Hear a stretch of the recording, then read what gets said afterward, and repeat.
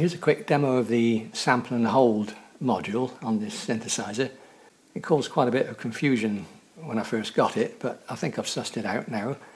The sample and hold output obviously is this one here, but if you feed that into a CV of, say, oscillator B, and turn up the CV control and press hold,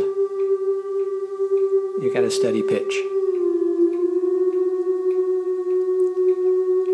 And the reason is the sample and hold must have a clock signal, which is this middle jack.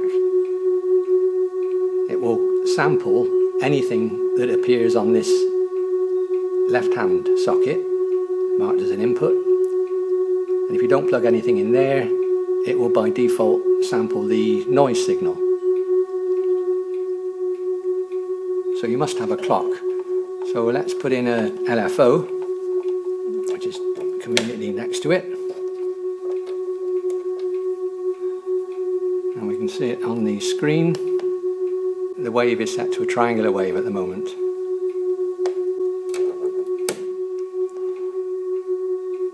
Right, and there's no change. But if we turn the wave of the LFO,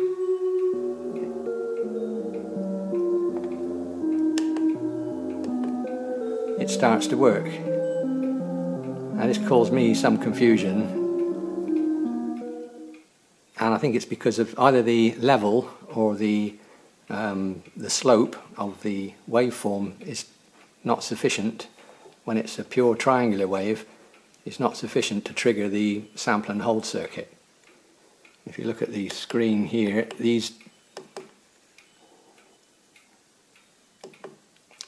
divisions on the scope are 5 volts per division, and the center point is along the middle, and it's roughly +3 to +8, something like that.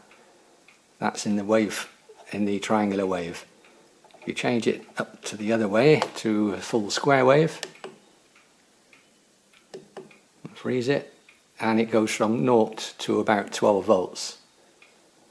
So I leave it running, you can see the shape changing gradually from a square into a triangular wave, but the height and the range changes slightly. So don't get confused with that. As soon as you've got a sufficient clock signal, it will sample correctly.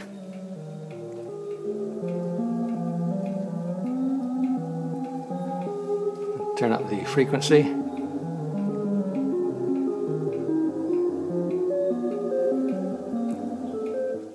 And if you plug anything into the input, as I say, it will bypass the noise and it will sample whatever you're putting in. So I've just been playing around by putting the other LFO into here and getting some interesting effects as it's sampling either a triangular wave or a square wave or anything in between. Okay, hope that's helpful. Thanks for watching.